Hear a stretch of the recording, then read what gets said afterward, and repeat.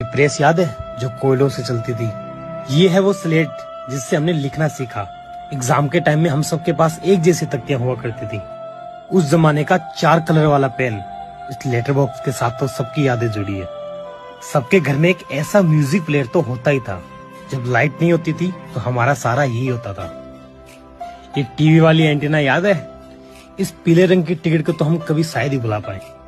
ये उस जमाने की नई चीजें थी। और ये गुलेल तो हम खुद अपने हाथों से बनाया करते थे। जिसके पास ये खजाना होता वो उस टाइम का म्यूजिक लवर होता।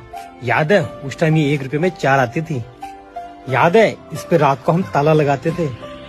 उस टाइम पेन मतलब ये वजन तोलने के लिए इलेक्ट्रिक कांटे नहीं, ये बाट होते थे। ये था उस जमाने का पहला इलेक्ट्रॉनिक खिलौना। इसे तो अगर आप ढूंढना चाहें तो भी नहीं मिलेगा।